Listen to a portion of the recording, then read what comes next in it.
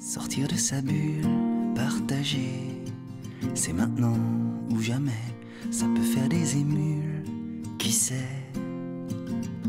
Salut Damien. Salut. Comment vas-tu? Ah bah écoute, ça va. Super. Eh bien écoute Damien, ça fait 3 ans que je suis pas venu te voir. Ok. On s'était vu en juillet 2020. On avait fait une première vidéo de la visite de ton biotope. Ouais. Donc ça fait 4 ans. Ça devait être très prairie, j'imagine. Voilà, c'est très prairie. Donc de toute manière, on va remettre en descriptif de la vidéo les précédents épisodes qu'on a fait. Ouais. J'étais revenu te voir l'été 2021, donc 1 an après. On avait déjà vu une nette évolution. Ok. Et ensuite, eh bien, je suis revenu te voir avec l'équipe de tournage parce que tu fais partie des intervenants de notre film Tous résistants dans l'âme. Ouais. Un très beau film qui a tourné en France pendant 1 an. On a fait près de 150 projections aux 4 coins de la France, 115 ciné-débats. On a vraiment ouvert le champ. C'est un film, on va dire, sur la permaculture au sens holistique. Et donc on a même sorti un double DVD dans lequel il y a la version longue de ton entretien avec ton épouse Marie. Vraiment, c'était une très belle aventure et tu avais ta place parmi tant d'autres. Mais vraiment, je tiens vraiment à te remercier encore une fois, Damien, pour ta participation au film, Avec plaisir. qui apporte une pierre très importante. Et puis donc, on se retrouve maintenant 3 ans après. Tu es toujours là, donc Pas bouger. tu n'as pas bougé.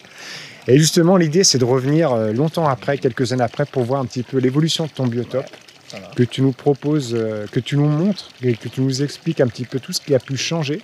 Ouais. Donc, eh bien, on va essayer de faire un petit peu la même boucle. Ok. On va se laisser porter par le fil du courant. Exactement.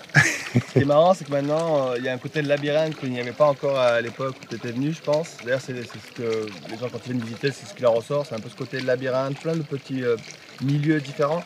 C'est ce que j'essaie de créer. Et on va se balader là-dedans et on va voir si ça... Voilà, c'est ça. Les années passées, c'était encore tous les Ouais, il y petites... avait ce truc-là qui était tout neuf, il me semble, quand tu étais venu. Ouais. Là, on voit que les aromates ont bien colonisé. C'est des anciennes tuiles donc, de la toiture. Et on voit que les aromates ont bien colonisé la zone. C'est une zone, en fait, cette année, il a énormément plu. Et cette zone, vu que c'est surélevé, ça reste bien sec. Donc, thym, romarin, etc. Voilà, c'est Même quand il parfait. pleut tout le temps, ça marche. Et hôtel à insectes, à Ouais, lézards. c'est ça, hôtel à insectes, lézards. Ouais. Et voilà, recyclez vos tuiles comme Damien. Donc là, on a toujours la source. Cette année, malgré la pluie, elle a réduit, mais là, ça va aller repartir. Donc, Mais ouais, c'est ça, baigne. c'est ce que tu disais dans ta vidéo. Ouais. Tu as eu une sueur froide en voyant qu'elle J'ai rajouté un deuxième tuyau de sécurité qui vient de mon autre source là-bas. Donc, tu vois, si même la première s'arrête, j'ai quand même un petit tampon de sécurité. ingénieux. Mais elle est repartie, donc ça va. D'accord. Et donc voilà, c'était très troublant parce que donc là, est-ce que tu peux nous faire un petit point sur le climat là depuis l'hiver dernier? En fait, nous, il pleut depuis octobre dernier. Depuis octobre, la quantité de pluie était phénoménale. Il a fait froid jusqu'à la semaine dernière, frais jusqu'à la semaine dernière. Énormément de pluie. Donc on est vraiment sur un climat étonnant, une météo étonnante en tout cas. On s'attend toujours à de la chaleur, de la sécheresse. Peut-être que ça va arriver dans la suite, mais en tout cas là, on a eu une quantité d'eau phénoménale et un manque de température impressionnant et puis des gels tardifs. On était sur ça cette année. Donc tout ça c'est compliqué pour la production alimentaire. Ouais, moi ça va à peu près, parce que j'ai quand même beaucoup de choses, ça va à peu près, mais c'est vrai qu'il y a des agriculteurs vraiment dans le coin qui galèrent, les maraîchers du coin galèrent énormément. C'était vraiment très dur pour les maraîchers surtout, quoi, on va dire. Même certains fruitiers aussi qui ont eu du mal, mais voilà, les agriculteurs qui galèrent le plus cette année chez nous dans le Limousin, peut-être dans beaucoup de régions en France d'ailleurs. Ouais, les maraîchers, avec les maladies cryptogamiques qui se développent avec l'humidité, le manque de chaleur. Et moi ça va à peu près parce que je compte sur plein de choses différentes, donc là je m'en sors. D'accord. Et puis j'ai pas un but commercial de mes productions. Ouais. Donc moi je suis pas du tout à plaindre. Voilà. Mais, donc on rappelle, tu as une chaîne YouTube qui aujourd'hui approche des 500 000 abonnés quand même. Ouais. Donc qui SM beaucoup. Ouais, et puis je rappelle encore une fois que c'est une amie qui m'a parlé de la permaculture et ensuite j'ai découvert tes vidéos et c'est vraiment... je me suis auto-formé en regardant tes vidéos et je suis passé à l'action derrière à travers le développement de plusieurs jardins. C'est vraiment ça l'idée. C'est l'idée, voilà. Moi mon but c'est vraiment de motiver, qu'on soit nombreux à passer à l'action. Et puis du coup, plus on sera nombreux à passer à l'action, plus ça aura un effet efficace. Tu vois, moi j'aime bien préserver la biodiversité. Si dans chaque jardin il y a un petit abri à biodiversité, c'est hyper efficace. J'ai envie qu'on soit nombreux à vouloir prendre soin et aussi se responsabiliser, devenir en partie autonome. On n'est pas tous obligés de devenir totalement autonome, mais en tout cas, les quelques tomates que chacun va produire, les quelques légumes que chacun va produire, c'est déjà ça qui se rajoute, quoi. Donc plus on sera nombreux, moi le but de ma chaîne, c'est de motiver les gens, de passer à l'action. L'idée, c'est pas juste d'accumuler de la connaissance, c'est pas vraiment mon but. Moi, mon but, c'est prendre 2-3 connaissances quand on n'en a pas, mais le but, c'est d'aller mettre les mains, on y va, quoi. Et là, on voit, tu parles de biodiversité, il y a un chien maintenant. Qu'est-ce que c'est que cet animal? Qu'est-ce que c'est que ce lion? Il y a même des lions. Il y a des lions, tu vois, des ours qui commencent à arriver. Alors, donc maintenant, un chien dans ton domaine. Ouais, dans mon système, on va dire, si on parle de domaine en termes de système. Donc maintenant, il y a un chien, effectivement, qui a plusieurs utilités. Bon, déjà, elle m'aide, c'est une femelle, elle m'aide à rentrer les canards le soir. D'accord. Tu vois, le soir, je l'amène avec moi, elle m'aide à guider les canards pour les rentrer. D'accord. Elle a pour but de protéger un peu les volailles des renards. Ah oui, quand Donc, même. voilà, elle fait un peu elle fait son job, elle fait son petit job, quoi. Après, les renards, ils sont malins, ils sont nocturnes, et elle, des fois, elle pionce, quoi. Mais voilà, donc c'est un peu ça l'idée. Et puis après, niveau biodiversité, là, on a une... Voilà, donc on arrive à la sortie de ta première source. Ouais.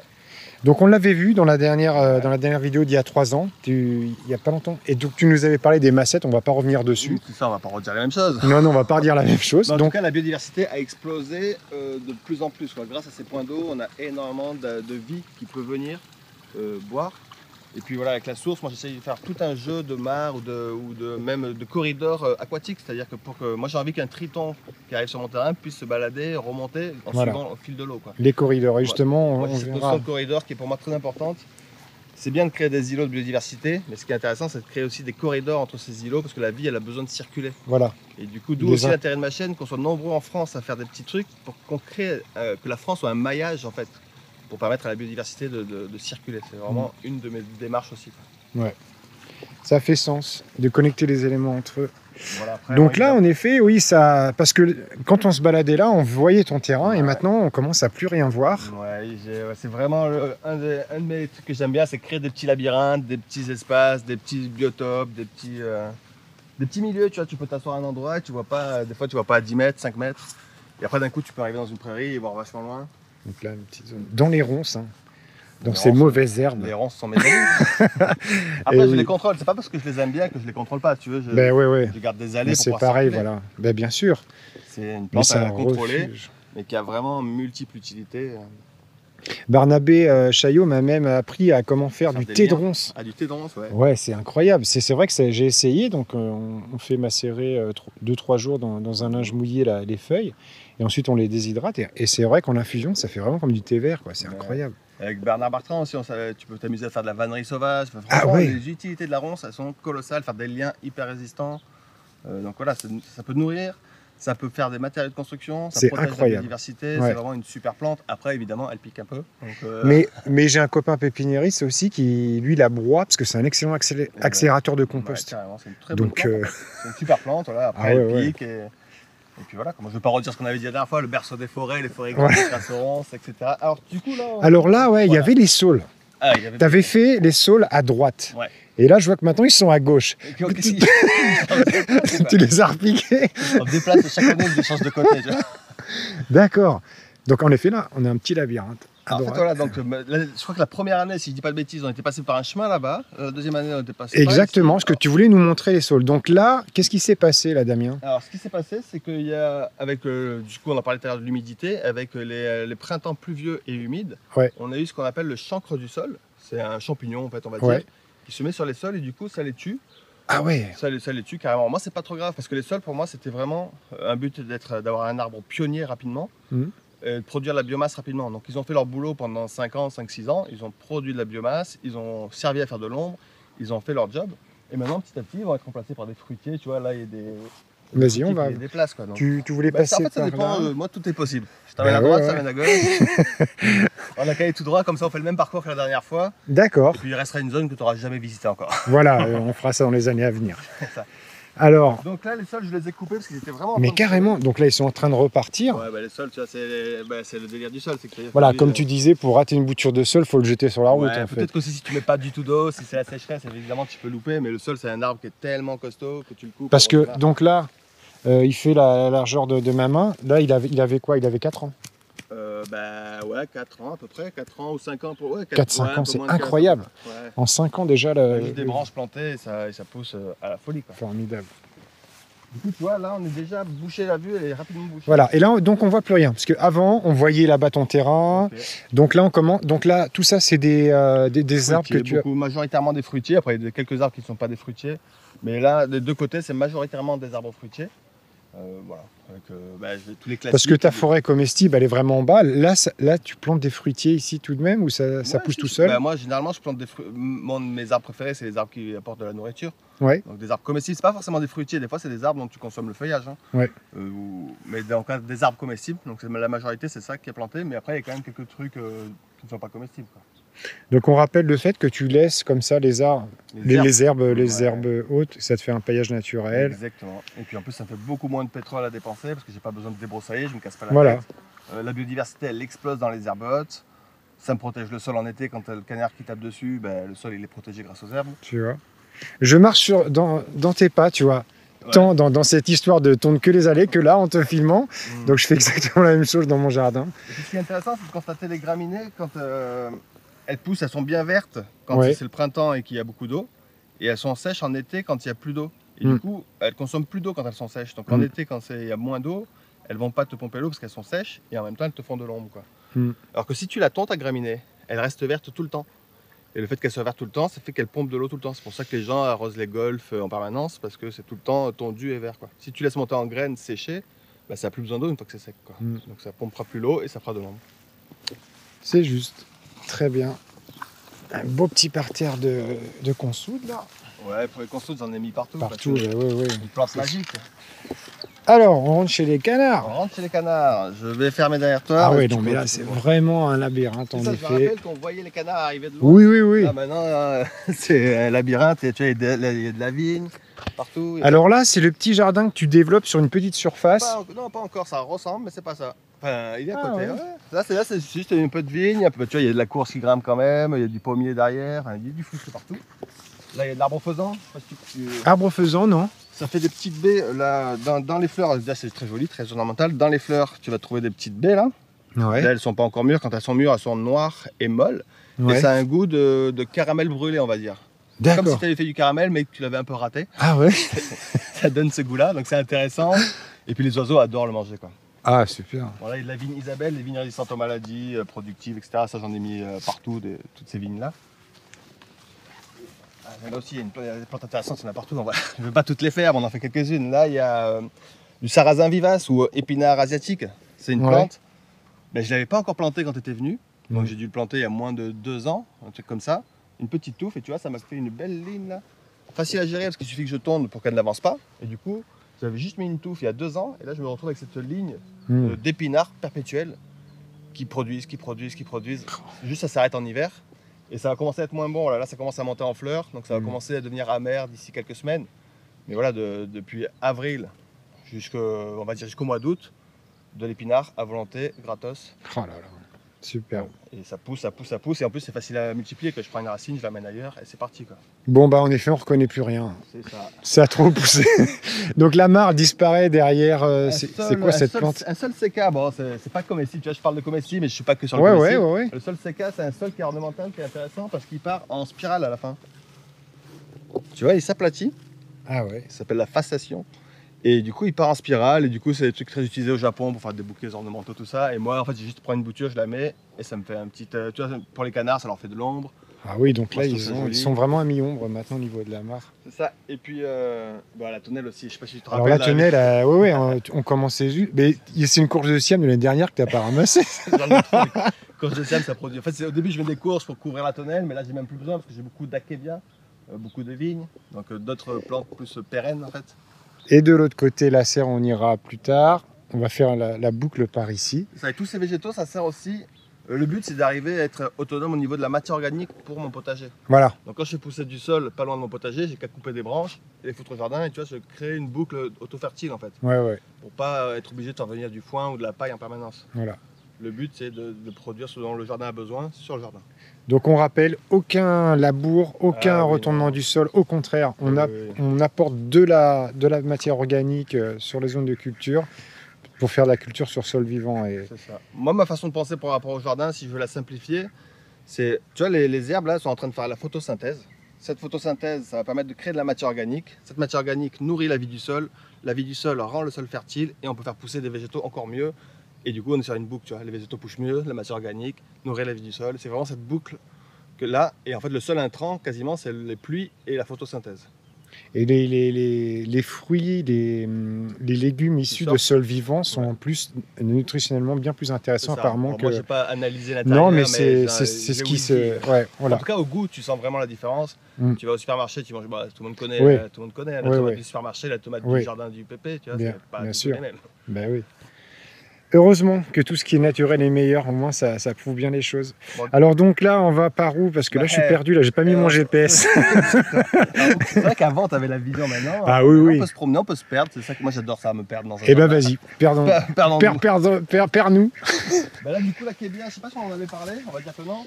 La Kébia. Là, t'as des montes. Akelia. Akebia Kinata. Là, cette année, avec les gels tardifs, il n'y aura pas beaucoup de fruits, mais il y en a quand même. Là, c'est une petite grappe de 2. Ah ouais. Là, il y en a un solitaire. Après, ça va prendre la taille d'une banane. On va dire que septembre-octobre, ça aura la taille d'une banane. Ouais. À peu près un peu moins long, mais un peu plus trapu. Et ça va s'ouvrir. Et à l'intérieur, tu as une pulpe très sucrée que tu peux manger à la cuillère. C'est intéressant. Après, tu m'as donné faim là. Le problème, je te mets le défaut aussi, parce que c'est qu'il y a pas mal de pépins. Du coup, tu manges plutôt ça au jardin et tu craches les pépins partout. D'accord. Parce qu'il y a pas mal de pépins, type pépins de pastèque, mais un peu plus nombreux. D'accord. Et après, ce qui entoure le fruit, tu peux le manger aussi comme une courgette. Les jeunes fruits se mangent aussi comme des courgettes. Les jeunes pousses sont comestibles aussi. En fait, tu peux manger quasiment toute la plante. Et donc elle, maintenant, elle a remplacé ta courge de Siam en tant que couvre... Elle n'est pas toute seule. Là, par exemple, il y a la cucubale aussi, qui est une plante comestible, on mange les jeunes pousses. Donc il n'y a pas que là, tu as tes haricots aussi qui poussent. Des haricots, évidemment. Il faut que je fasse le tour des haricots tous les 2 jours qu'il faut récolter. Alors, tu voulais voir le petit jardin, c'est ça que tu veux voir? Bah écoute, ouais. Donc là, on arrive dans ton potager. Une partie du potager. Une partie du potager ici. Donc on va aller vers ce petit jardin. Ouais. Et est-ce que tu peux me dire quel est le projet, quelle est l'idée de ce mini-jardin par rapport à ton grand jardin? Ouais, alors moi j'ai effectivement un grand potager qui est très étalé. Là, on va voir. En fait, chaque fois, il y a des plantes au milieu, donc on voit pas la totalité, mais c'est à peu près sur 1000 m² tout ce potager. Ouais. C'est des zones un peu éparses. Mais moi, je fais des vidéos pour motiver les gens et j'ai pas envie que les gens se disent ah ouais, mais lui, il a un grand jardin, je peux le faire. Donc moi, l'idée, c'est de dire, même avec 20 m², on peut s'éclater et faire des trucs. Et donc, j'avais fait le suivi sur 1 an et j'avais sorti une quantité folle de légumes. En gros, tu avais fait combien de tomates? C'est difficile à dire, mais j'avais... Mais c'était très productif parce que tu cultives en 3D, quoi. C'était exactement très productif. On passe par là. Ouais, 20 m², ça fait que comme ces jardins partagés, les jardins qu'il y a en ville, en fin de compte, tous ces petits jardins ouvriers, en fait. Ouais, du potager. Du coup, là, on est en été, mais je prépare déjà le potager d'automne. C'est en été, pardon, qu'on plante les légumes qu'on va manger cet automne et cet hiver, donc poireaux, choux, tout ça. Tu les tailles régulièrement, tes poireaux? Non. À la plantation, souvent, je coupe, et encore, là, je l'ai même pas fait. Souvent, à la plantation, j'enlève un peu les feuilles du haut, enfin, je coupe, je raccourcis, et après, je laisse faire totalement. Je m'en occupe pas de tant que ça. Ouais, moi je les recoupe plusieurs fois pour qu'ils grossissent. Pour grossir le fût. Moi, je trouve que les fûts sont quasiment plus gros si tu coupes pas. Ce qui peut être intéressant, c'est de tailler un peu plus. Tu vois, quand ils vont grossir. Bon, là, ils ont été plantés fraîchement. D'accord. Mais quand ils vont monter, j'aime bien remettre de la paille au pied pour garder le fût blanc, tu vois.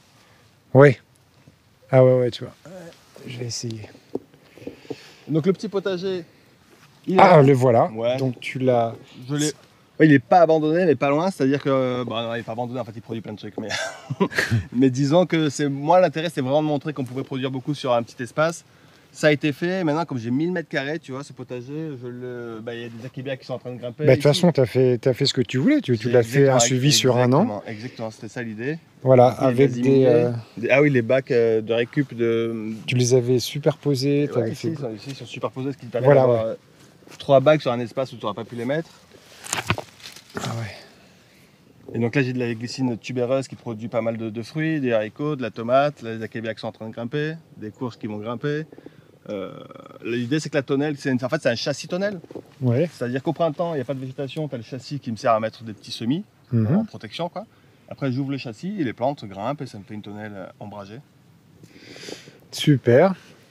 Ok. Eh bien, je t'embarque. Allez, embarque-moi. Là, il y avait donc. Ah, il y a peut-être ça qui peut t'intéresser vite fait.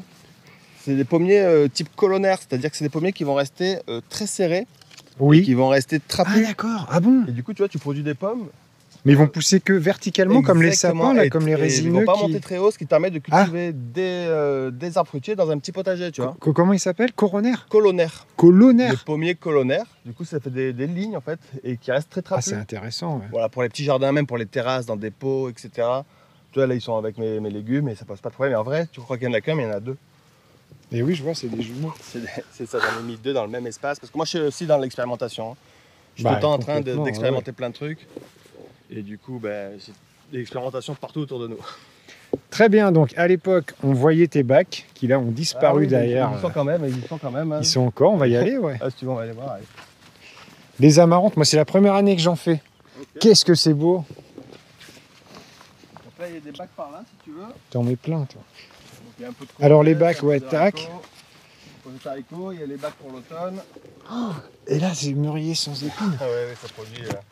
Et comme je te disais aussi dans l'ancienne vidéo, il me semble que des mûres, enfin des différents fruits rouges, on en a de fin mai jusqu'à, on va dire, jusqu'à octobre. Elles sont grosses là. Ouais, c'est sympa. En plus, j'aime bien parce qu'elle est vraiment sans épines. Tu sais, des fois, il y a des mûres Oui, sans ah épines bah où oui. il y a un peu des épines. Ah bon? Celle-là, elle est vraiment hyper lisse, grosse tige et hyper productive. Après, malgré tout, ma préférée, c'est la mûre sauvage. Hein, Ouais, au niveau du goût, Bah etc. ouais. Après, bon, pour des confitures, pour plein de trucs, c'est quand même chouette ça. Alors, tes bacs que tu avais fait, ouais. Alors juste parce que ouais, ce qui peut être intéressant éventuellement, c'est que selon les zones, il peut pleuvoir beaucoup trop en hiver et en automne. Ces bacs surélevés sont bien drainés. Donc même si cet automne-hiver il pleut des torrents d'eau, ben Ouais. là ça sera toujours un peu hors sol et toujours bien drainé. D'accord. Donc, toujours l'accumulation de matière organique. Ça, je rajoute au fur et à mesure, mais tu vois, crottin, ça se composte un peu, donc ça paillage. réduit. Ouais, ouais. Et puis quand c'est trop bas, je remets de la matière, je remonte, etc. et ainsi de suite. Et là, tu prépares tout ton. Toi, ton chou est déjà en train de paumer là. Ben, il faut que je le récolte, ouais. Maintenant les récoltes, il faut tous les jours quoi. Hein. Donc là, lui, il est plein. Courgettes, Lui, il est plein, haricots. voilà. Lui, il est plein pour l'été, mais du coup, il va se retrouver vide. Septembre-octobre, il va se retrouver vide. Il va falloir que j'enchaîne. L'idée, c'est d'enchaîner les cultures, donc j'essaye d'avoir pas tout plein en même temps. Ouais. Parce que si tout est plein en même temps, Bah oui, je ne peux pas faire mon potager d'automne-hiver. Donc il y a Bah quand même oui, cette oui. réflexion à garder des zones Bah oui, vides. oui, oui. Donc on alterne entre le plein et le vide pour qu'il y ait tout le temps du plein et du vide. Quoi. Et là-bas, tu avais ton composteur de toilette sèche qui est caché, Carrément caché. où tu faisais ta pépinière aussi, Ouais. et du coup, tu as changé ça. Ouais, bah, je te montrerai la nouvelle Ouais. pépinière. On va voir après où Ça, tu les l'as fait. hibiscus, tu connais, toi qui. Ah bah oui, qui oui, connais oui, pas oui. fondamental. Très bonne plante comestible. Ouais, ouais, ouais. Les fleurs très très bon. Ah oui, oui. Et même les jeunes feuilles aussi, c'est très bon. Donc hibiscus. Bon, je te montre pas tous les détails, mais on a. Non, non, mais on pourrait s'arrêter tout. Et ça, on pourrait passer, en fait, ouais. On pourrait passer une heure devant chaque parterre. Dans un silo, quoi. Des poireaux, t'en mets partout. Ça, Ouais, super cette année, plante. j'ai hein. mis, je crois, pas loin de 300 poireaux. Ouais. Donc, Ça, tu fais pas tes semis, les poireaux. T'achètes les ouais. plants. Il y a, en fait, j'ai réfléchi tout à l'heure, qu'est-ce que je sème pas. Donc, quasiment tout ce que je fais en légumes, Mm. c'est mes semis. Mm. Que ce soit de la courge, de la tomate, de la laitue, ça, c'est tous mes semis. Il y a juste les poireaux où je les sème pas et les oignons non plus. Tout le reste, je fais. Ouais, Parce que, en fait, moi, j'ai un pote qui est maraîcher dans le coin. ouais, Et il commande à chaque fois des quantités de poireaux et de bulbes d'oignons. ouais. Du coup, je me greffe à sa commande. Bah oui, Et oui. je prends en groupé. Quoi. Bah ouais, ouais. Mais sinon, tout le reste, je le fais moi-même. Eh, c'est de l'arbre à faisan. Ouais, quoi. on l'a croisé tout à l'heure, ça Oh on là t'a là, pas oublié t'en déjà. as mis plusieurs. hein. Ça se bouture facilement. Ah ouais. Tu prends Bon, des bah. branches, un peu plutôt en hiver. Là, en été, il va galérer, mais plutôt en hiver, tu coupes. Alors, on arrive là dans la zone où tu as fait ton verger. Ou... Ouais, entre autres, un de mes 1000 vergers. Voilà, et on voyait juste les piquets, juste les tuteurs, qui n'étaient pas pour les tutorer, mais juste pour Les repérer. les repérer. Ouais. Et donc là, on se rend Alors, compte je que vois encore, c'est on voit déjà... pas les tuteurs, mais ils sont planqués, Ils font déjà tous plus de 2 mètres. Ouais, il y a un peu de tout. Ouais. J'en ai viré quelques-uns, il y a de tout. Tu vois. D'accord. Donc là, tu disais, il y a du greffé et du non greffé. Exactement, il y a du greffé. Bon, là, c'est du greffé, des pommiers greffés. Ouais, Et après, il y a des arbres que j'ai laissés qui donnent des bons fruits sans être greffés. Quoi. d'accord. Comme... Ouais, comme les pruniers, pas les pruniers, pardon, les pêchers à feuilles rouges, là. Ah oui, Persica d'accord. rubira, qui est un très bon porte-greffe pour l'abricotier, par exemple. Tu vois, l'abricot, il n'aime pas les sols acides. Moi, j'ai un sol acide. Ouais, Du coup, si je veux avoir beaucoup d'abricots, ça vaut le coup de le greffer sur ce pêcher-là. Mais si je le greffe pas, il donne des bons fruits aussi, quoi, le pêcher. d'accord. Persica Donc en rubira. effet, là, on voit que ton biotope vraiment se développe C'est ça. d'année en Là, année quand d'une t'étais venu, on manière... voyait que des herbes et des piquets, je Ah crois. oui, oui. Donc là, tu n'as pas fauché? Ah, si, t'as fauché, là. Depuis un an, maintenant, je coupe parce que ça me permet de créer D'accélérer. des zones de vie. Non, c'est plutôt pour créer des zones quand j'accueille du monde, qu'on puisse se mettre, s'asseoir à l'ombre, etc. sans être dans les herbes hautes, quoi. Donc il y a des zones comme ça qui sont un peu tondues. Et ça me permet aussi de récupérer de la matière organique que je peux emmener au potager, etc. D'accord. Donc là, tu fauches. Ouais, j'ai des arbres qui sont plutôt rares. Ça, c'est le plus haut, pas très connu, plus haut.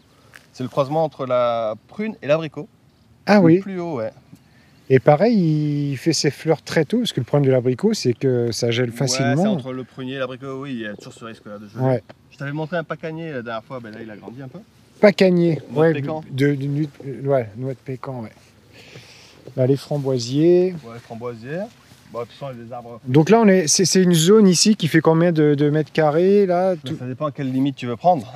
Là, sur tous les arbres, tu as 3000 mètres carrés peut-être. Ouais, peut-être un peu moins, sauf que les arbres là.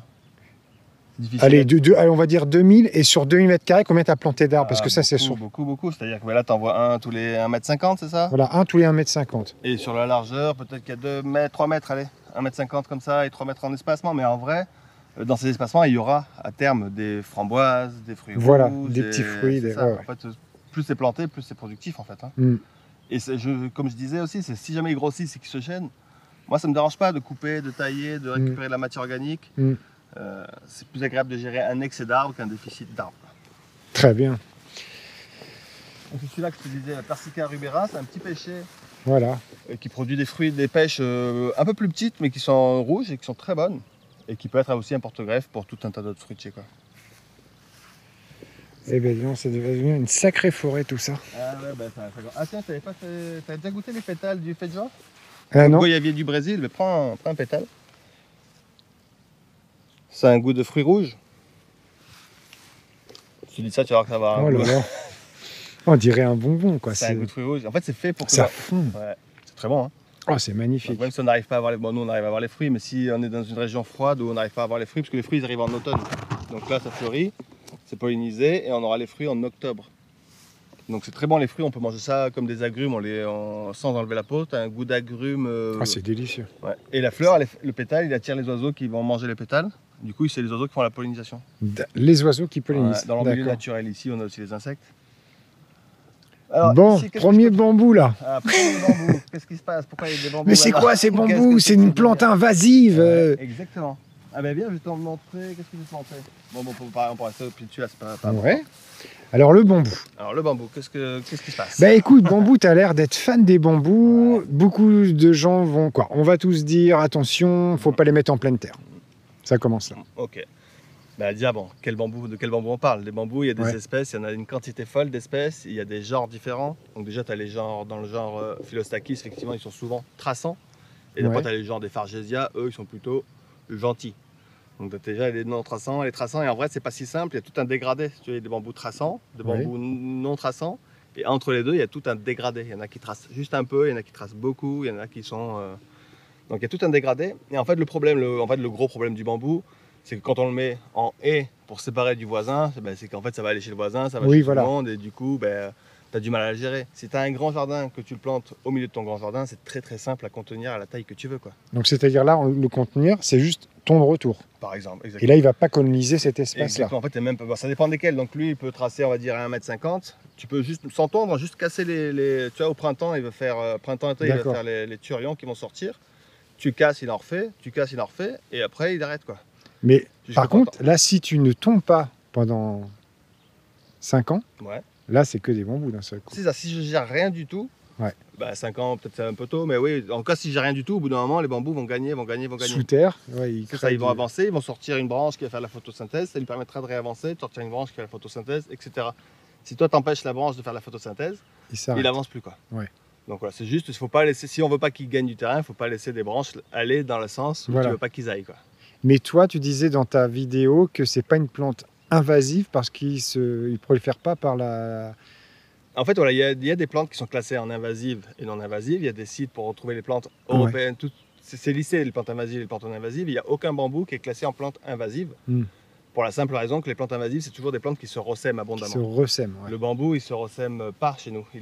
Déjà, il fleurit qu'une fois tous les 100 ans, tous les 200 ans, tous les 150 ans, ça dépend desquels. Ça. Et en plus, les graines Ça peut germer, mais c'est une technique un peu particulière, tu vois, pour le faire germer. Tu as plus de chances d'être envahi par tes tomates qui se ressèment que par ton bambou qui se ressème. Et on n'est jamais envahi par ces tomates qui se ressèment, à part un peu dans le potager vite fait. Et encore, et donc le bambou, c'est une plante qui n'est pas invasive, mais effectivement qui peut être, on va dire, envahissante. C'est-à-dire que tu la mets, tu la contrôles pas, elle grossit, elle grossit, elle grossit. En fait, elle grandit sous terre. C'est pas un nouveau bambou, à chaque fois, c'est le même qui grandit sous terre. Mais c'est pareil, si tu mets un châtaignier collé à la clôture de ton voisin, ben, il va grossir, il va aller chez le voisin, quoi. Donc voilà, c'est un bambou. J'en parle pas trop. Moi, je suis assez. J'ai mis une 50aine d'espèces de bambous différents. Ouais, 50, ouais. D'espèces différentes. Et du coup, dans les espèces, il y a plusieurs variétés. C'est des plantes qui sont hyper intéressantes. Moi, mon objectif, c'est de produire aussi de la pousse de bambou. C'est une plante comestible hyper intéressante. Ça peut produire pendant plus de 6 mois dans l'année des jeunes pousses de bambou. Non, comestible, donc ça se C'est une mange. super plante comestible. L'Europe, c'est un des plus gros importateurs de bambou du monde parce qu'on consomme du bambou en quantité et on n'en produit pas beaucoup. C'est une plante qui poussait avant les glaciations en Europe. C'est une plante qui est très bien adaptée à notre climat. Mais j'en parle pas trop sur ma chaîne justement pour que les gens, pour ceux qui ont des petits jardins, je vais parler des petits jardins. Je pense que faut faire attention. Si on a un petit jardin, qu'on met du bambou, ça peut devenir trop présent. Donc j'en fais pas trop la pub sur ma chaîne pour qu'il n'y ait pas trop de gens qui mettent des bambous partout, parce qu'en fait c'est une plante qui peut vraiment tout faire, quoi. Mais ça a été un gros phénomène de mode en France, hein. Il y a plusieurs années, dans les jardiniers on en trouvait partout, etc. Puis les gens les mettaient dans des bacs, moi le premier, ça faisait exploser les bacs, des bacs en bois, hein. Les rhizomes grossissent et ça faisait péter. Mais besoin de beaucoup d'eau quand même, quoi. Donc toi là tu es dans une zone... Dans les bacs. Dans les bacs ça a besoin d'eau parce que les bacs c'est tout en sec, un bac. Ouais. Après, des bambous, voilà, comme je disais, il y a plusieurs espèces différentes. Il y en a qui sont adaptées à la sécheresse, d'autres qui ont besoin de plus d'eau. C'est pas des plantes aquatiques, donc elles n'aiment pas être dans les sols gorgés d'eau en permanence. Ça peut avoir tendance à les asphyxier. Donc ça dépend des espèces. En fait, très peu de gens, en Europe, on connaît très peu les bambous. En fait, en Asie, il y a eu les Chinois qui vivaient beaucoup autour de la culture du bambou, ont refusé d'exporter les bambous. C'est pour ça qu'il y a très peu de bambous en Europe. Ça fait que 200 ans que c'est arrivé en Occident. Parce qu'en Asie, il y avait un refus de donner les bambous, qui était une plante hyper puissante et intéressante et comestible. Et du coup, nous, ça fait que 200 ans. Le premier qui est arrivé, c'est les Philostachys nigra, qui est un peu plus ornemental, qui n'est même pas une plante hyper intéressante pour la comestibilité, etc. Ok. Donc voilà. Eh bien, avançons dans ta bambouserie. Est-ce qu'on... Là, on va être bloqué, on va aller par la main. Ouais, allez, on redescend. Je t'emmène pas dans tous les petits biotopes parce qu'il y a trop de... Ouais, il y a plein de petits espaces, mais on va redescendre vers ta zone 5, ta zone sauvage là-bas. Les noyers, oui. Pas forcément, c'est juste des noix que j'ai mis en fait, c'est juste sauvage. Enfin, juste je mets une noix et puis tu vois, ça pousse, ça fait un noyer. Ah ouais. C'est très simple. J'aime bien moi tout ce que je semais de noyaux, etc. Ben oui, parce que tu as fait toute une zone comme ça en haut à côté de ta grange dans laquelle tu jettes juste des noyaux pour voir. Et puis j'ai vu de loin que c'était envahi par les ronces et qu'il y avait des arbres qui sortaient. Du coup. Les noyaux. Donc là, tu as du bambou en fleurs. Il n'y avait pas tout ça. Il y avait, mais en bébé. Ah, oui. C'est vrai en fait, quand on se baladait là, c'était une prairie quand tu étais venu. Voilà, c'était une prairie avec des tuteurs. Et maintenant, il y a et là, maintenant, regardez. Partout, quoi. Ah, des fruitiers, mais il y en a vraiment beaucoup. Ici, c'est beaucoup de pommiers, poiriers, pêchers, abricotiers, aziminiers, il y a vraiment goyaviers, etc., etc. Vraiment beaucoup de fruitiers. Mais pourquoi est-ce qu'ils plantent autant d'arbres? Vous allez refaire plein d'enfants alors pour manger tout ça. En fait, on a un projet justement d'autocueillette. Bon, on verra à terme, mais c'est vrai qu'on va se retrouver rapidement avec beaucoup trop de fruits. Oui. Donc, on a des projets d'autocueillette, etc. qu'on va mettre en place. Donc, pour l'instant, on avance doucement. Mais... Ok. Super. Donc là, c'est magnifique comme quoi le paysage change complètement. C'est ça, tu vois, on peut avoir une zone d'ombre, on peut avoir du soleil, on peut avoir vraiment tout un tas de biotopes en se baladant dans le jardin. Et moi, j'adore ça, ces changements d'ambiance. Et d'ailleurs, pour la biodiversité, c'est important aussi d'avoir différents biotopes. Parce que tu as des animaux qui vont aimer le soleil. Voilà, on va passer après dans la prairie que tu as conservée en prairie pour des équidés. Mais là, on rappelle que c'est un espace que vous avez acheté il y a 6 ans. C'est ça, fin 2017. On a commencé début 2018. On a commencé à s'implanter en début 2018. 18, ouais. Donc ça fait quoi, 6 ans Ouais. Ça fait 6 ans. C'était vraiment qu'une prairie. Il n'y avait rien d'autre qu'une prairie. Voilà, c'était vraiment une prairie. Et là, aujourd'hui, on est vraiment en volume, c'est une forêt. Ouais, c'est ça. Et en plus, on est entouré de fruitiers, de comestibles. Et c'est vraiment très agréable au niveau. Tu vois, quand il va faire trop chaud l'après-midi, tu as toujours un endroit d'ombre. Ouais. C'est toujours chouette. Alors qu'une prairie, tu es vraiment en plein cagnard. Et oui. C'est réjouissant. La nature, c'est l'abondance. Là, on voit bien que... ça pousse abondamment. Alors, tac, Dis-moi. Là, c'est un saule. Ouais, c'est du sol, toujours des petites branches. Donc là, comme ta source est en haut, on voit que tu fais ruisseler. Ouais, c'est ça. En fait, je t'ai pas montré, mais il y a tout un jeu de mares. Il y a des mares qui est connectées, ouais. Voilà, ça, des fois c'est des mares à canards, des fois une mare de biodiversité. L'idée, c'est vraiment que tout ce qui est vie aquatique, grenouilles, tritons, etc., puisse circuler sur le terrain et que en fait, ça bénéficie à l'ensemble du système. En fait, moi, je vois mon jardin un peu comme un écosystème, un système. Et plus j'ai d'interactions, plus j'ai de connexions, plus j'ai de diversité, plus le système il est efficace et résilient, quoi. Bah oui. Le pommier aussi qui est sympa, je sais pas si tu connais, les pommiers qui donnent des pommes à chair toute rouge. Ah oui, oui. Donc là, elles vont grossir, elles sont pas du tout prêtes. Hein. Mais je l'aime bien aussi parce que quand il est en floraison, les fleurs sont rouges. Et l'intérieur de la pomme est rouge. Ouais, donc c'est des c'est betteraves en fait. Exactement, t'as l'impression de manger une betterave. Elles sont très bonnes, c'est vraiment rigolo d'avoir une pomme vraiment toute rouge. Et moi j'adore la floraison aussi, parce que souvent le pommier c'est un peu rose, blanc on va dire. Comment il s'appelle? C'est quoi là cette variété? Le Red Devil. Red Devil. Rouge. Diable rouge. Il y en a plusieurs variétés et puis ouais voilà il produit bien chaque année. Il y a pas trop le phénomène d'alternance. Moi je taille, ça dépend lesquels, mais globalement je taille pas tant que ça mes arbres.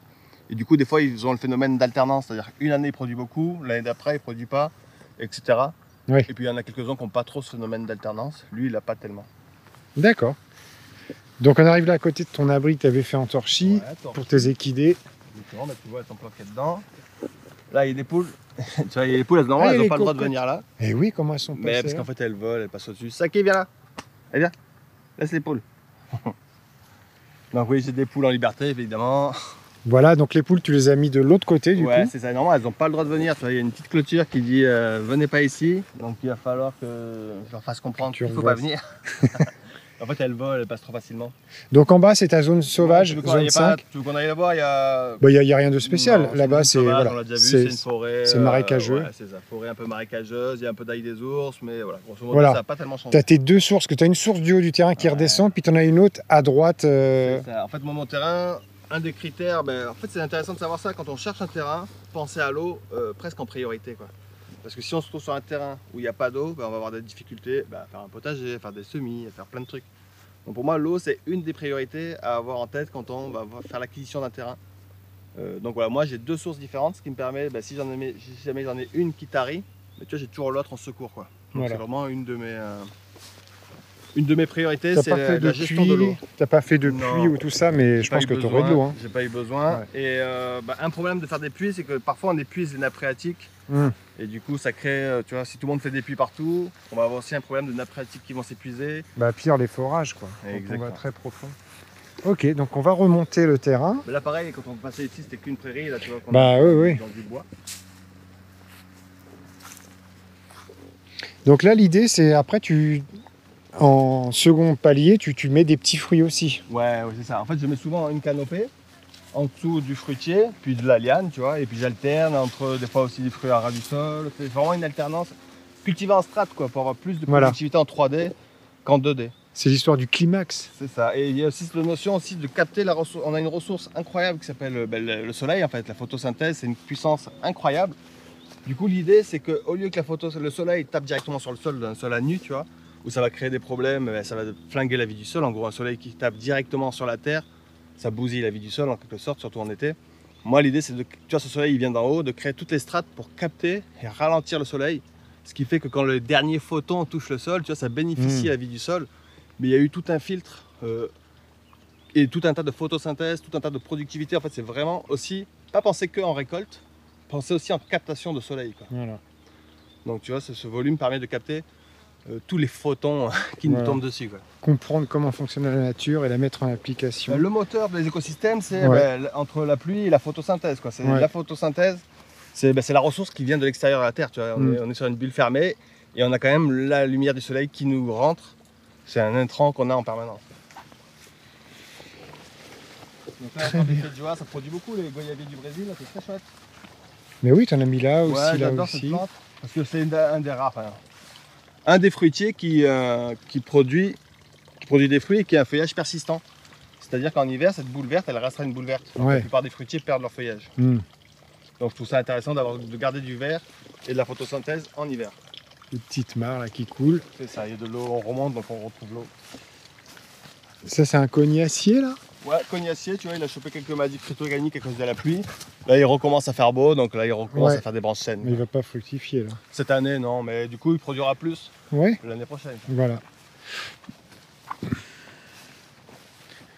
Vous vous lancez dans des compotes de pommes, de coin, de tout ça? Ouais, on essaie rien que les murs, tu vois. Ah oui, les murs. Là. En fait, il y en a partout. Donc, confiture, compote, etc. Quoi, de plus en plus.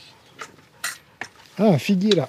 Ouais, figuier, là, cette année, il n'a pas de fruits, mais l'année dernière, il était blindé de fruits. Ouais. Vas-y, passe, je ferme la porte. Bah, c'est vrai que quand on les taille, ils produisent chaque année quoi. Moi, sans tailler, il produit chaque année, mais là, cette Ah année, oui je te dis, on a eu moins. Oui. Dans ma serre, il a fait moins 5 vers le 20 avril. Ce qui fait que tous les petits fruits en formation ont cramé. Ah ouais. Là, j'ai du gingembre rustique. Voilà, ouais, tu nous avais montré, donc il est toujours ok, là, ok. lui. Donc, Gingembre rustique, mûr, figue. les racines Vigne. donc, sont vraiment Ça comme du grandit, gingembre. ça grandit, ça grandit. Puis même le feuillage, tu peux manger les jeunes pousses aussi. Les jeunes pousses sont excellentes. C'est plus une maracanard, c'est une marachien. C'est- maintenant. C'est marre à tout ce que tu veux. Bon, on arrive à l'entrée de la serre. Ouais. Alors il va s'opposer, bon, il y a plusieurs. Là, j'ai une autre zone aussi, mais bon, on ne va pas toutes les faire. Là, j'ai une petite arche. Ah, tu mets des roses maintenant. Ouais, tu vois. tu deviens romantique.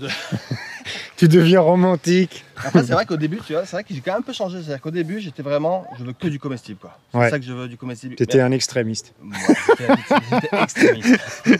Non, mais ouais, Vraiment t'étais. branché plante. Bon, je suis toujours ça en vrai, mais. Oui, Mais petit à petit, je m'ouvre. Oui, mais la rose est comestible. Et c'est ça aussi, c'est ça aussi qui m'y amène. la rose est Pareil, la comestible. glycine, tu peux manger aussi. D'abord, c'est les graines, mais tu peux manger Bah les fleurs oui. en beignet. Oui. Finalement, c'est souvent aussi comestible. Ah, j'ai. Nouveauté aussi, ta serre sans bâche à C'est côté. ça. Ah, c'est ta pépinière. Exactement, c'est la pépinière. La dernière fois, je t'avais montré que je mettais les plants de pépinière à l'ombre, mais c'était un petit espace. Maintenant, la pépinière, je vais essayer de la faire grossir pour plusieurs raisons. Bah, déjà, pour avoir un maximum de végétaux, pour pouvoir en distribuer, parce que c'est bien beau de donner envie aussi aux gens. Mais là, les pépinières, souvent, elles sont saturées, en rupture de stock, parce que beaucoup de gens ont envie d'avoir des fruitiers divers et variés. Et d'ailleurs, c'est un métier qui, je pense, est un métier d'avenir, pépiniériste, parce qu'il y a une grosse demande Oui, c'est vrai. en fruitiers et les pépiniéristes locaux ont du mal. Du coup, il y a beaucoup d'importations À de fournir, fruitiers. Ouais, du coup, j'aimerais bien qu'on importe moins des fruitiers de l'étranger, qu'on produise un maximum chez nous, tu vois. Et Eh donc, j'ai envie de participer aussi à ce petit effort, cet ben, effort super. national. Bah, on fait un petit tour dans ta serre Bah, et puis c'est ça, après, tu nous montres quel ta chemin- pépinière. Ouais, quel chemin tu veux qu'on Allez, tout est montre. possible. Il y a tous les chemins mènent à Rome, comme on dit. Voilà, ouais. Ah bon, donc là, toujours. Bon, c'est tomate. En gros, si on veut résumer, hein, pour pas trop détailler, la première partie, c'est, on va dire, c'est une serre classique, Ouais. avec des légumes d'été classiques. Mais là, c'est C'est vrai que même quand je dis classique, il y a toujours n'importe quoi dedans. Ouais. Des petites fleurs aussi ornementales, Ouais. petites glaïeuls. Donc c'est plutôt quand même, on va dire, le potager classique, tu vois, haricots, tomates, etc. Tout est tomates. Voilà. Là, on a récolté ce côté-là, donc il reste l'autre côté à faire. Ouais. Après, on part sur une deuxième zone, qui est un peu plus la jungle comestible, tu vois, avec du raisin à gogo, etc. Voilà, donc c'est plutôt une partie, on va dire, potager au début, et là, on arrive dans une jungle comestible, avec beaucoup de raisins différents, toujours les vignes résistantes, mais pas que. Toujours la glycine tubéreuse qui produit énormément sous terre, si tu veux, là, en hiver. Là, ça va bientôt fleurir, toute cette zone-là, c'est la glycine tubéreuse. Ouais. Donc ça va être très joli, ça va attirer les abeilles. Bon, j'ai quand même des tomates. Hein. Ouais. Et en hiver, quand tout sera mort, on va dire, moi j'ai qu'à aller sous terre et je récolte des quantités de Bah, tubercules oui, oui. excellents, quoi. Ouais, ça, c'est une plante que t'aimes beaucoup, t'en Ouais, parles j'aime souvent. beaucoup Ouais. cette plante-là parce qu'elle est jolie et facile. Enfin, j'ai pas à m'en occuper. Putain, moi, j'aimerais les oiseaux qui rentrent. J'ai vu les Moi raisins aussi. aussi. Putain, qui m'en piquent. Moi aussi, j'ai Mais- j'ai les oiseaux, etc. hein. Ouais. Mais après, quand on en a tellement, Là, t'en as beaucoup. Moi, j'en ai. C'est ça. Moi, c'est des jeunes boutures qui ont 2 ans et qui commencent déjà à faire du raisin. Et là, ils commencent à m'en manger. Et je dis, ah, ça va peut-être falloir que je mette un filet. Comme toi, avec tes râteaux-pieds, au bout de 15-20 pieds de bouffée, tu récoltes. Là, je pense que je vais mettre des filets pour pouvoir manger quand même des raisins parce qu'ils adorent ça. Et dès que les merles s'y mettent. j'ai la liane de Madère, peut-être qui est pas très connue. Petite plante comestible, tu manges le feuillage, ça va. Et là, tes capucines, cette année, tu as fait du ménage. C'est ça, mais j'en ai encore quand même. Bon, si on fait un zoom, il y en a encore un petit peu, mais oui, j'ai un peu libéré les capucines pour D'accord. mettre d'autres végétaux. Ok. Et en vrai, si tu veux tout savoir, la serre, c'est vraiment en question. C'est-à-dire que je pense qu'à terme, je vais l'enlever cette serre. Enfin, je vais pas l'enlever, je vais pas défaire la structure, mais moi, je suis pas fan du plastique. Oui. Le plastique, c'est pratique, mais d'avoir un déchet, tu vois, un peu un déchet qui revient, moi, j'aime pas. J'essaye d'éviter, Ouais. ne serait-ce que par mon esprit un peu. J'ai envie d'expérimenter plein de choses. Mais ça fait des années que tu collectes des porte-fenêtres, non? Ouais. Mais je me pose même la question de, vu la chaleur qu'il fait en été, de peut-être juste couvrir le haut et de garder le bas vraiment ouvert. Ah oui. Pour que, bah, tu vois, là, il fait facilement 50 degrés. Bah, pas maintenant, Ouais, parce qu'on est ouais, le ouais. matin, mais c'est facilement 50 degrés. Donc, juste avoir un petit truc couvert avec des plaques en verre sur le haut, par exemple, tu vois. Ouais, Et puis pas forcément avoir une serre en plastique, quoi. d'accord, J'aime bien ne pas avoir forcément du jetable. d'accord. Là, elle a 6 ans, enfin, depuis qu'on est là, elle est là, la bâche, elle tient toujours le coup. Hein, mais bon, je pense que d'ici 4 ans, 5 ans, il faudra. Moi je la nettoie avec un gros balai brosse. Ouais. Est-ce que tu l'uses pas aussi en la frottant, quoi? Bah non, le balai, il Il est... est souple. Ouais, c'est un balai avec gros poil, donc c'est pas poil dur du tout. De toute façon, maintenant, là, les tomates, t'en fais à l'extérieur aussi. C'est ça, faut juste les protéger de la pluie, tu vois. Comme cette année, on a une année très pluvieuse. Ouais, Ça vaut le coup pour les tomates à l'extérieur d'avoir un petit chapeau, tu vois. Comme Ouais, quand ouais, elles flottent, elles sont un peu à l'abri. donc ça, ouais, justement, c'est une pépinière. structure, ça. C'est une structure Ouais, de c'est une serre. que j'ai récupérée, qui sert Ouais. plus. Donc ça me fait une structure de serre. L'idée, c'est de faire plutôt une tonnelle pour faire de la mi-ombre, voire de l'ombre. Bah, tu vois, D'accord. il y a les courses de l'année dernière. Des encore. courges derrière. L'idée, c'est une pépinière, en fait, c'est surtout pour les petits plants. Ça a besoin en plein été de ne pas être en plein cagnard, sinon tu es Oui. obligé d'arroser en permanence. Donc là, l'idée, c'est d'avoir une petite pépinière plutôt mi-ombre, ce qui me permet d'avoir un peu moins arrosé. Et Ouais, puis je mets sur des bacs qui sont un peu des petites réserves d'eau. tu vois. toujours, ouais, voilà. Ouais. Ça permet d'avoir une réserve d'eau. Là, il y a beaucoup de poivre, de février d'Amérique. Une plante intéressante, notamment pour les poules. Tu vois. En fait, là, on est dans le poulailler. On est dans le parcours des poules. Et oui, finalement. parce que là, normalement, voilà. Donc ça, c'est la cage. Là, c'est la... Non, là, ça sert- c'est une boîte à canards, enfin une C'était cabane, les canards, une cabane à canards. Sinon, tu as, le poulailler qui est là. Voilà, ouais. J'ouvre la porte, les poules, elles font leur vie où elles veulent. Mais du coup, autour de ce poulailler, j'ai plein de plantes comestibles qui sont là pour D'accord. nourrir un peu les poules. Tu vois. Genre, j'ai planté pas mal de février d'Amérique. Ça fait des gousses avec plein de graines, ça nourrit les poules. J'ai mis l'arbre qui est là, tu vois, c'est un mûrier qui produit pendant plus de 3 mois dans l'année des mûres. Ouais, Donc quand j'en mange pas, ça tombe au sol, ça nourrit les poules. Ici, j'ai un résigné de Chine qui produit des fruits intéressants et ça peut aussi tomber au sol et nourrir les poules. Donc en gros, tout est réfléchi ici pour avoir une récolte pour nous, mais si on le, tu vois, même si tu récoltes pas tes pêches, ça tombe au sol, ça nourrit les poules. D'avoir une zone nourricière aussi pour les volailles, quoi. d'accord. Et pour ceux qui ont des poules, qui ont des problèmes de poux, etc., quelle solution tu partages, toi? Il y a plusieurs solutions. Déjà, une des premières astuces, c'est que souvent les poux rouges, ils arrivent avec les oiseaux sauvages qui viennent manger des graines dans le poulailler. Tu vois, si tu as ta gamelle de graines dans le poulailler, ça va attirer les moineaux, les tourterelles, les pigeons, je sais pas ce que tu auras chez toi. Et donc, c'est un potentiel arrivée du poux rouge. Si la nourriture, tu la mets loin du dortoir, déjà, tu as une entrée en moins. D'accord. Déjà, ça fait beaucoup de choses d'avoir la nourriture plutôt éloignée du dortoir. D'accord. Parce que en fait, c'est ça, c'est au printemps, tu as les moineaux, disons, Oui. qui ramènent les poux rouges. Donc, première chose. Deuxième chose, c'est vrai que moi j'ai du bois beaucoup, mais il y a des espaces entre les planches. Quand tu as des planches en bois trop serrées, C'est là qu'ils se mettent. C'est souvent un nid à poux rouge. Donc, il vaut mieux à la limite avoir des planches un peu espacées. D'accord. Ce qui permet en fait d'avoir moins de problèmes de poux rouge, quoi. Et quand elles ont... Bah, on va s'en approcher, justement. Ouais. Et quand c'est l'hiver, la poule, elle, même comme ça... dans un espace dégagé, elles ont, avec leur épaisseur de plume, il n'y a pas de souci. Protéger de la pluie, quoi. Tu protèges de la pluie et la poule, elle est costaud. Hein. C'est un animal, pas un animal fragile, la poule. Rustique. Hein. Donc là, hop, tes cocottes. C'est ça, poule, pondois. Et ça permet de ramasser mes œufs facilement. Et tes œufs, là, ils pondent là? Elles pondent dans la cagette, ouais. Et puis moi, je vais ramasser régulièrement. Super. Là, il y a encore une mare, mais bon, je t'épargne les détails. Voilà, après là, ça redescend encore toute une zone. J'ai encore des points d'eau, encore des zones comestibles, encore. En fait, ça revient toujours fruitier, comestible, voilà. mare, etc., etc. Ok. Alors, allez, on continue. On va maintenant vers la prairie. C'est ça, on va vers la prairie. Bon, tu vois, ça me permet de faire mes semis de voilà, tes betteraves, là, ça y est, qui sont en train de... etc. Mais bon, là, c'est plus trop la période des semis, mais au printemps, ouais. Fin de printemps, c'est blindé de... j'ai tous mes plants là-dedans. Ben oui, oui. Et l'avantage d'avoir des poules au sol, d'avoir des plants surélevés, des poules au sol, fait que j'ai pas non plus trop les limaces qui grimpent, j'ai pas trop de... Ah, oui. En fait, ça me protège. Les poules, elles sont aussi mes protectrices. Mais contre les gastéropodes, la poule? Ouais, surtout les œufs. Tu vois, oui. Là, elles y passent l'année.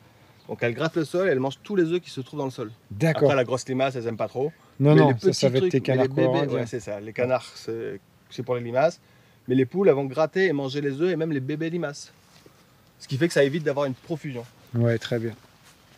Ouais, parce que ça, comme il a plu sur la grande majorité des régions de France, on voit sur les réseaux tout ça, les problématiques des gastéropodes cette année, c'est colossal. J'ai eu un retour assez phénoménal. Tu sais, j'ai sorti un livre sur le canard coréen indien. Ouais. En gros, l'idée, c'est comment transformer les limaces en œufs, tu vois, Ouais. ou avoir un potager préservé des gastéropodes. Et effectivement, tous ceux qui ont des potagers avec des canards courants indiens, il n'y a pas d'attaque, c'est ça qui est fou. Et ceux qui n'ont pas ça, c'est souvent galère, quoi. Bah oui, et tu as sorti ton livre sur le canard corvidien au bon moment. Tout a été magouillé. Tout a été étudié, c'est de la magouille. Sur le climat, il est géré de façon... C'est moi qui gère ça, quoi. Ah là là. Et viens donc. Donc on arrive dans la prairie. Donc là maintenant, c'est ce que tu disais il y a 3 ans, tu as divisé en 3. Ouais, c'est ça, il y a 3 prairies. 3 prairies maintenant. Au début, tu en avais fait 2. Donc ça, c'est pour éviter les zones de refus. C'est ça, en fait, c'est pour faire tourner les prairies, pour que mes équidés ne reviennent pas tout le temps dans les mêmes prairies. Qu'ils aient toujours des herbes fraîches. Non, ils font que bouffer, quoi. Donc là, le fait de faire tourner, ça permet à des zones de se restaurer régulièrement, quoi.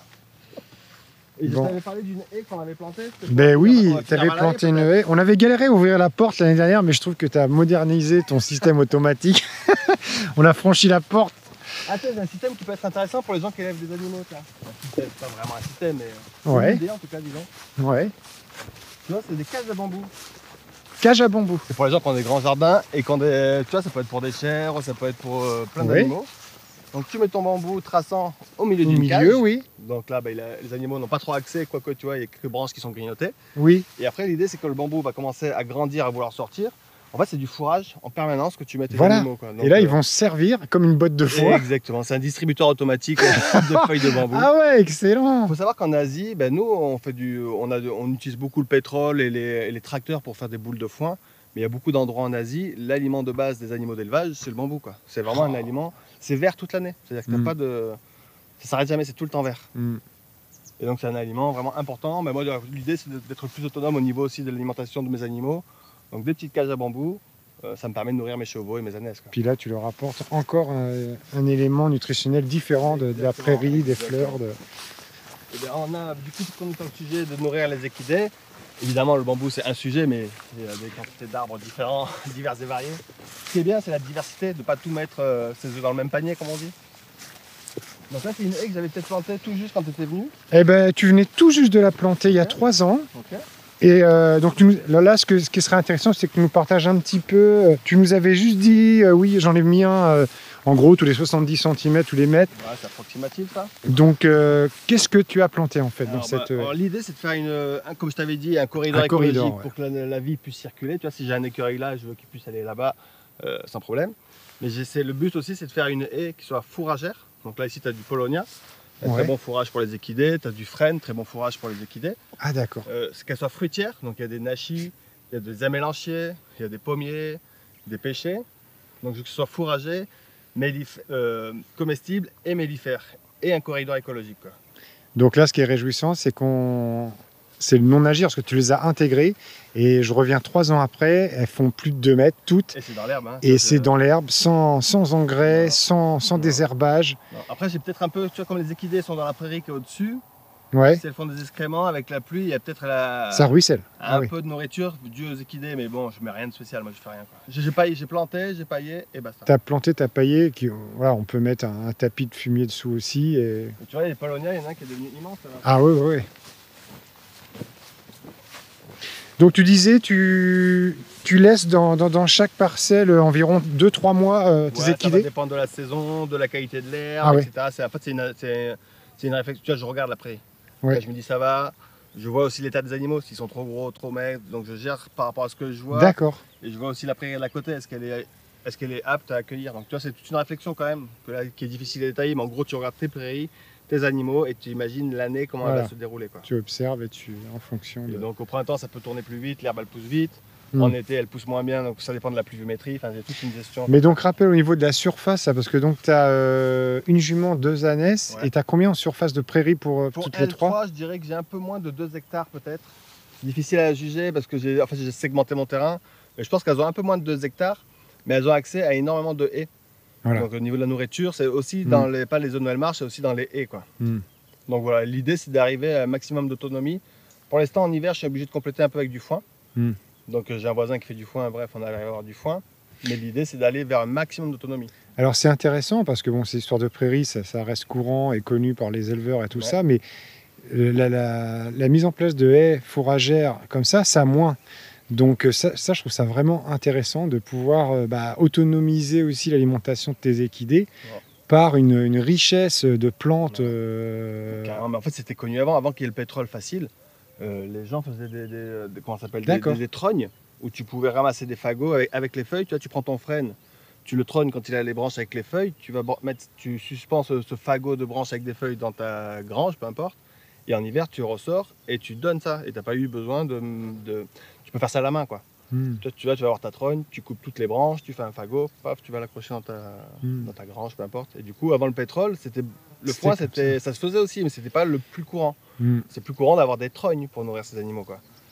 Et puis pour la diversité, pour tout ça, c'est sûr que... Après, on connaît les bienfaits des trognes. On retrouve ces savoirs anciens et de les remettre en application comme ça, je trouve ça vraiment extraordinaire parce que c'est réjouissant finalement. C'est réjouissant, ouais, c'est ça. Après, le problème, c'est que les agriculteurs, souvent, ils sont tenus par des dettes, des machins. Il y a comme une course en avant qui se met en place, quoi. Donc, c'est pas évident pour eux.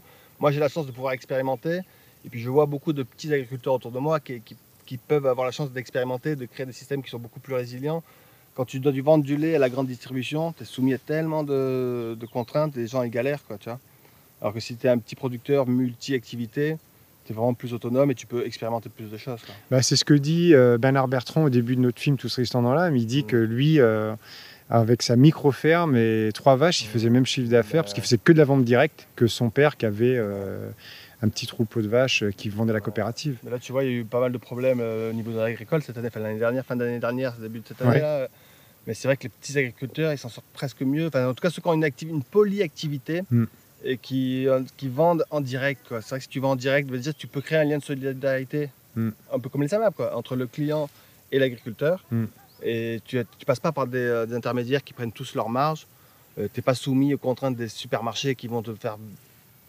qui te font vendre à perte, en fait. Et en plus, tu ne dépends pas non plus de la PAC, donc tu es moins soumis à ces contrôles. Tu sais, souvent, ils se plaignent beaucoup des contrôles, mais c'est aussi parfois pour avoir la PAC. Politique agricole commune. Droit au but, quoi. Ouais, je pense que c'est plus efficace. Après, c'est aussi un risque à prendre. Tout le monde n'y arrive pas. Il y a quand même du boulot, quoi. Ouais, mais c'est une démarche qui est intéressante. Pareil, j'ai un couple d'amis, Antoine et Émilie. Quand ils ont repris la ferme de son père, ils ont converti en bio. Et ils se sont dit, nous, on veut que la ferme soit viable sans les aides. Donc ils font de la transfo, c'est-à-dire qu'il a, je sais pas, 150 hectares, il produit plein de céréales, mais beaucoup, des graines de chia, de plein de choses, et ils transforment. Donc ils ont investi dans moulin à farine, presse à huile, machine à faire des pâtes, et ils transforment. Et donc elle est viable, il dit, maintenant je touche des aides, mais c'est un bonus. Donc l'idée c'est déjà que ce soit viable sans les aides, parce que si tu dépends que des aides, tu es soumis aussi au système en fait. Si tu dépends de quelqu'un, tu es un peu soumis à cette... si tu dépends d'une autorité, tu es un peu soumis. Oui. L'autonomie, c'est pas vraiment ne pas faire... c'est pas se couper du monde non plus. C'est pas se couper du monde, mais en tout cas, c'est de ne pas être soumis à que quelqu'un peut t'imposer, tu vois. C'est avoir de la liberté, en fait. Et du coup, moi, j'aime beaucoup, par contre, moi, mon idée, c'est plutôt de faire comme beaucoup de fermes faisaient avant. La majorité des fermes avant, c'était on produit notre nourriture et on vend les surplus au marché, tu vois. Moi, l'idée, c'est ça. Je produis ma nourriture. Si j'ai des surplus de fruits, des surplus de courgettes, des surplus de tomates... on peut te retrouver au marché de Limoges tous les mardis. Non, mais en tout cas, nous, ce qu'on fait, c'est que, par exemple, pour les anciens du village, on met des fruits ou des légumes à disposition pour les anciens. On fait ça gratos, mais parce qu'on a un but aussi pédagogique et de soutien. Mais on ne demande pas aux gens de le faire gratos. Mais nous, voilà, on donne des surplus gratos pour les anciens du village. Après, on fait du troc aussi, nous. Par exemple, on ne fait pas de fromage. On a des amis qui font du fromage, on peut troquer. Tu vois, on est plutôt dans cette démarche produire notre autonomie. Et les surplus, c'est ça qu'on va pouvoir utiliser. C'était beaucoup comme ça dans les fermes. C'est-à-dire que produisaient leur autonomie, puis ils allaient vendre leur kilo de miel s'ils avaient trop de miel, ils allaient vendre leur... Et puis voilà, quoi. Après, je sais pas aussi que tu veux... Bon, on va redescendre jusqu'à l'étang. Et puis, il y avait un point aussi que je trouvais intéressant, c'est que quelles sont vos activités avec Marie, ton épouse, en parallèle pour la jeunesse, là, tu m'en parlais tout à l'heure avant le tournage. C'est quoi ces nouveaux projets que vous développez en local? Alors nous, c'est vrai que là, moi j'ai l'impression, tu vois, d'avoir fait un peu mon boulot en termes de sensibilisation des gens un peu écolos qui ont voulu se lancer dans une dynamique de permaculture, on va dire. Voilà. Je pense que j'ai fait mon boulot de sensibilisation. Même d'éco-construction, il y en a beaucoup qui sont... Ça a bien essaimé tout ce que tu as fait. Carrément, préservation de la biodiversité, plantes sauvages, éco-construction, etc. Et maintenant, j'ai envie de faire venir des jeunes, tu vois, pour partager. Donc on essaie de faire venir des écoles, jusqu'au lycée, on va dire de l'école primaire jusqu'au lycée, on fait venir des jeunes. Et là notamment, tu vois, on a fait venir des jeunes du quartier, des quartiers un peu prioritaires de Limoges. Ouais. Et du coup, ils n'ont pas l'habitude de sortir, même s'ils habitent. Limoges, c'est un peu la ville campagne, tu vois. Ben oui. Mais parfois, ils vivent dans des quartiers, ils sont presque tout le temps dans leur quartier, tu vois. Et ils n'ont pas forcément vu du verre, ils n'ont pas forcément vu des arbres, tu vois, d'aller voir les chevaux, caresser un cheval, ou bien de planter un arbre. C'était trop beau de voir les petits-enfants dire c'est la première fois de toute ma vie que je plante un arbre. C'est trop chouette, quoi. Donc voilà, nous, maintenant, moi, ce qui me plaît, en tout cas, moi, je change souvent, hein, peut-être dans 3 ans, je te dirai encore autre chose, mais là, depuis quelques années, je vois que sur l'avenir, ce qui me donne envie, c'est de partager avec des jeunes, que ce soit des quartiers défavorisés ou pas du tout, voilà, partager avec des jeunes. Et peut-être ça va permettre de faire germer quelques petites graines par-ci par-là, donner envie de découvrir la nature, de préserver l'environnement. Parce que c'est vrai qu'on leur propose pas grand-chose. Vous avez vu une étude qui disait que les jeunes connaissent plus de 200 marques des marques, tu vois, entre les marques de fringues, de téléphones, toutes les marques, tu vois. Mais tu leur montres un arbre, ils savent pas c'est quoi. En fait, pour moi, ce qui est important, c'est de savoir le monde qui m'entoure, tu vois. Les marques, je m'en fous de pas connaître les marques de fringues, de téléphones, d'ordinateurs, etc.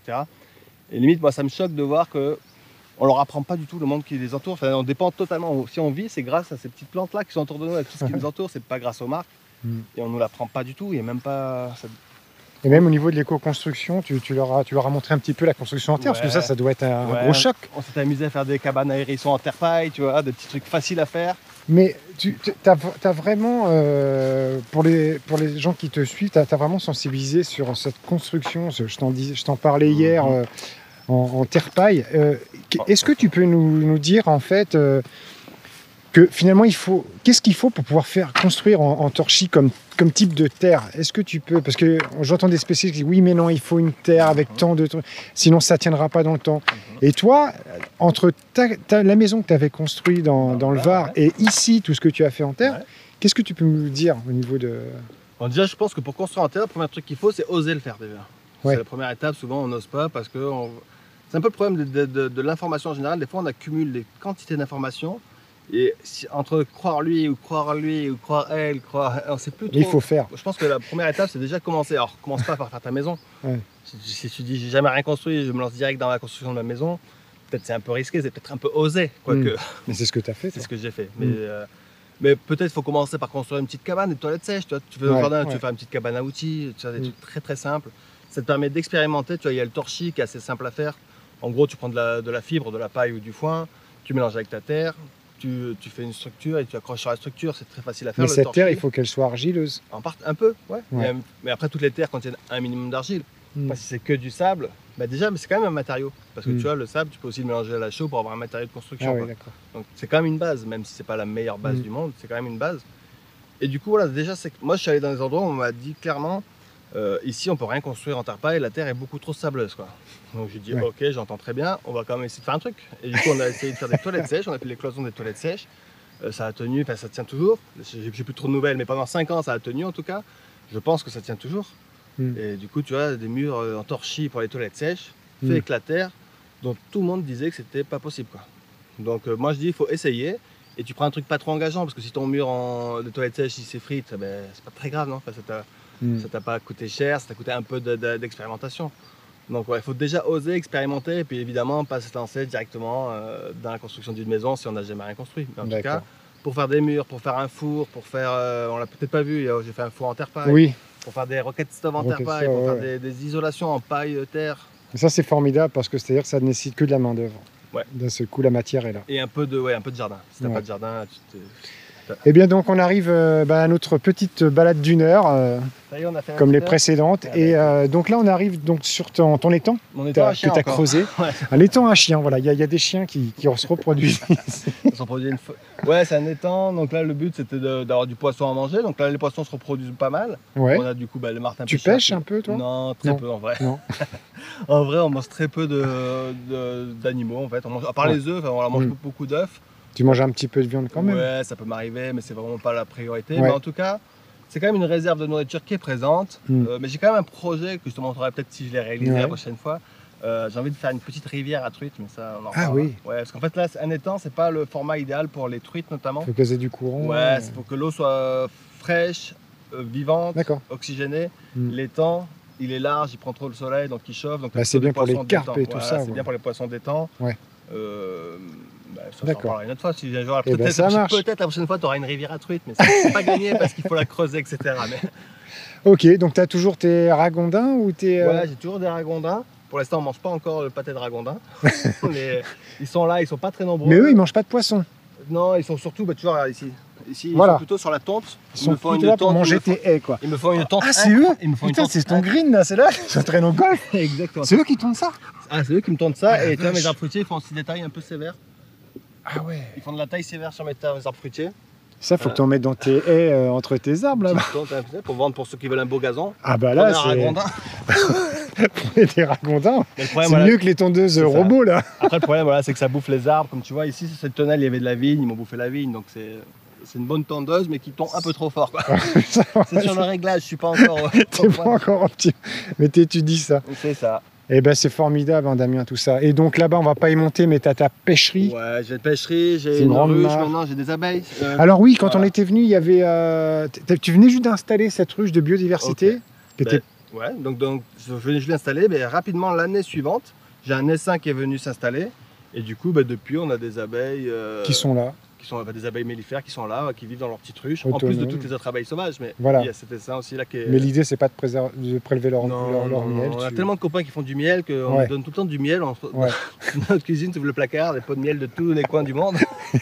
Et du coup, non, on consomme pas de miel, on en laisse vraiment pour elles. Et l'avantage de leur laisser le miel, tu vois, cette année qui a été très pluvieuse et très froide, Ouais. les apiculteurs ont dû nourrir leurs abeilles. Moi, Bah je oui, n'ai pas oui. besoin de les nourrir parce qu'elles ont Bah encore oui, gardé oui. leur miel. Quoi. En fait, Bah si elles oui. font du miel, c'est quand même pour elles à la base. Donc plus on leur en laisse, plus elles sont résilientes face aux aléas climatiques. Quoi. Eh ben super, écoute, qu'est-ce qu'on peut conclure là? Parce que c'est vrai qu'en 3 ans, quand même, c'est intéressant de revenir plusieurs années après en fait. Parce C'est qu'on ça. se rend compte que tout a monté en Ouais. volume. Ouais, c'est ça, tu vois, on a gagné en 3 dimensions. Moi, si on doit conclure, j'ai envie Ouais. de dire, tu sais, souvent quand tu regardes les informations, là, on est sur Internet, quand tu regardes les trucs sur Internet, c'est un peu anxiogène, Oui, un ouais. peu déprimant. Tu dis, ah ouais, d'accord, tout est foutu, tout va Ouais, mal, ouais. etc.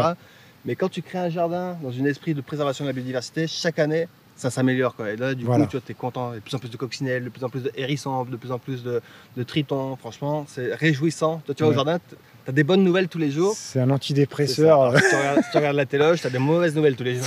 Ouais, ouais. Donc on Eh coupe ben. un peu la télé, on jardine et franchement ça fait vraiment du bien. Quoi. Eh ben, merci beaucoup pour tout ça. Merci pour Avec plaisir. la beauté de ce que tu développes et puis ce bon sens partagé sur ta chaîne, sans pub. Ouais, ah Tu y tiens, hein, sans... Et ben Ah moi, c'est oui. pareil. Sans pub. J'ai essayé de virer la pub de mes chaînes, de ne pas monétiser. Tout simplement, moi, mon choix perso, tu vas me dire après toi pourquoi. Ouais. Moi, mon choix perso, c'est parce qu'on me dit, ouais, mais tu devrais monétiser. Regarde, tu as fait 500 000 vues sur ta vidéo. Mhm. Je sais, ouais, mais si je monétise, d'un seul coup, comme j'ai gagné de l'argent avec cette vidéo, je vais refaire un sujet et je pervertis mes choix artistiques, mes choix, et je vais finalement, je serai tenu par le nez, ou on laisse par l'argent, parce que j'irai vers l'argent, et j'ai vraiment pas envie de ça, et j'ai pas envie que les vidéos soient polluées par une pub de véranda ou de placement financier. Et toi, quel est, en 2 mots, hein, on va conclure sur ça, Ouais. ton choix éthique de ne pas monétiser tes... Ouais, déjà, vite fait avant de dire ça, c'est que moi, quand je parle de mes choix, je suis pas en train de juger les choix des autres. Ouais. On a chacun nos problématiques, donc je suis pas en train de dire que ceux qui mettent des pubs, c'est pas bien. Ouais. Juste, par contre, moi, ce que je dis, c'est que je veux pas de pub sur ma chaîne, je supporte pas en fait les publicités. Ça me donnerait l'impression d'être un homme sandwich, tu vois, d'avoir des pubs avant ou à la fin de ma vidéo, ça me plaît pas du tout. Et en plus, je suis dans une optique où je me dis, l'idée c'est d'acheter le moins possible. Tu vois, et le pub c'est l'inverse, le pub c'est acheter quoi. C'est clairement le but d'une pub, c'est de te faire acheter. Moi, ma démarche, c'est de se dire, allez, essayons d'être plus autonome et de moins acheter. Donc, je trouve ça contradictoire sur ma chaîne s'il y avait des pubs pour des marques à la con. Bon, très bien. Eh bien, écoute, Damien, c'est merveilleux. Merci encore. Et puis, écoute, on va se faire peut-être une vidéo surprise, là. On va se faire un petit tournage. J'ai une petite idée en tête. Mais en tous les cas, on se refera dans les prochaines années, si le cœur nous en dit, une autre visite de ton lieu. Ça marche. Merci, Damien. Merci, ciao. Merci pour tout. Avec plaisir.